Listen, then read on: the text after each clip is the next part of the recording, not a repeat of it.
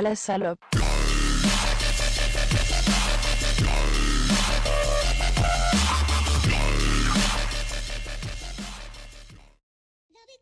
Eh bien, salut à toutes et à tous, comment ça va les gens? Écoutez-moi, ça va super bien, c'est Gravity.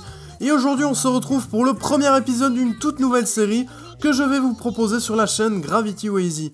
Alors c'est une série dont je vous avais déjà parlé lors de la vidéo présentation et que j'avais déjà réalisée sur mes anciennes chaînes, mais que j'ai malheureusement dû arrêter entre temps, mais ça vous le savez déjà. Enfin bref, aujourd'hui je vous propose le premier épisode de l'Infogeek, qui est une série qui traitera de toute l'actualité du jeu vidéo de la semaine qui précède l'upload de la vidéo. Dernière chose que je dois vous dire avant de réellement commencer la vidéo, c'est que je vous proposerai un épisode quasiment chaque semaine, sauf lorsque je n'ai pas le temps ou alors lorsqu'il n'y a pas vraiment de news intéressantes à vous proposer. Bref, on y va tout de suite avec le sommaire de cet épisode. Alors au sommaire de cet épisode, on va d'abord parler de la nouvelle version de The Last of Us. Par la suite, on va également parler de la manette de la PS4, mais aussi de Watch Dogs, Assassin's Creed, GTA V et pour finir PES 2015. Vous le voyez, on a beaucoup de choses à aborder lors de cet épisode, donc c'est parti. On va commencer avec The Last of Us car sa version remasterisée sur PlayStation 4 bénéficiera bien d'une qualité graphique nettement supérieure à sa version PS3. Effectivement, cette nouvelle version tournera en 60 fps avec une qualité de 1080p, donc à mon avis les fans du jeu apprécieront vraiment cette deuxième version d'un jeu déjà collector. Mais attention, ce nouveau jeu sera identique à sa précédente version, donc ne vous attendez surtout pas à du nouveau contenu au risque d'être déçu. Le titre sera présent dès le 30 juillet dans votre magasin de jeux vidéo le plus proche. On va tout de suite enchaîner en parlant de la quatrième version du DualShock de Sony. La nouvelle manette beaucoup plus agréable et ergonomique que sa petite sœur est à présent compatible sans fil avec la PS3 grâce à une connexion Bluetooth. En effet, le géant japonais a mis en ligne une mise à jour sur la PlayStation 3 permettant la connexion de la nouvelle manette sur la PS3 sans passer par un câble USB comme auparavant.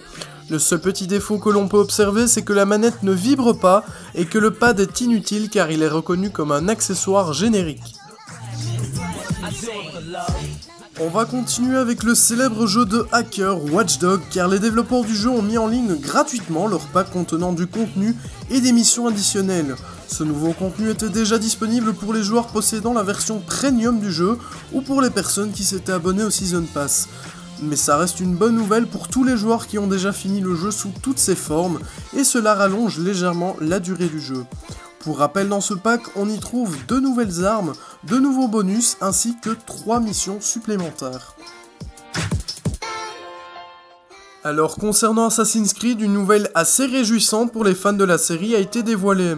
En effet, Ubisoft vous propose de créer votre assassin grâce à un éditeur spécial d'assassins présent sur leur site, ce qui vous permettra peut-être de participer via votre création au prochain trailer d'Assassin's Creed Unity.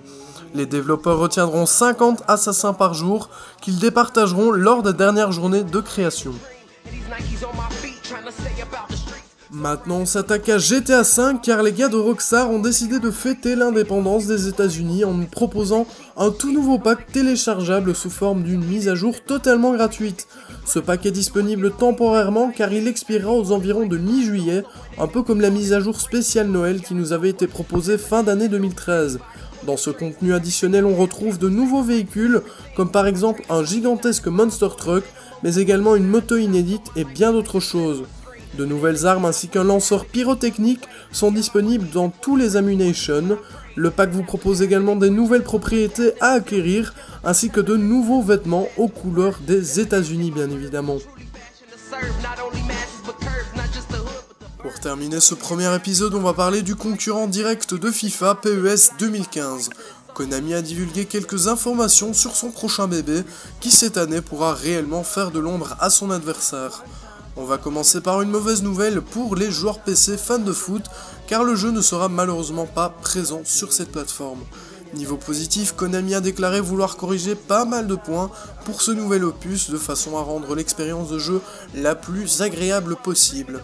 Cette année, il compte se concentrer sur plusieurs points comme la gestion des tirs, le niveau des gardiens de but, une IA améliorée, des contrôles encore plus précis et encore beaucoup d'autres choses. Personnellement, je pense vraiment que cette année, PES va pouvoir réellement concurrencer FIFA sans non plus battre les géants de chez EA.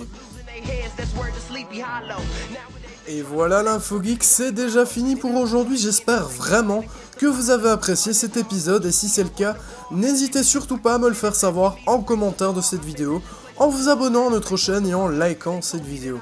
Quant à moi, je vous dis à la prochaine pour de nouvelles vidéos, portez-vous bien, bye.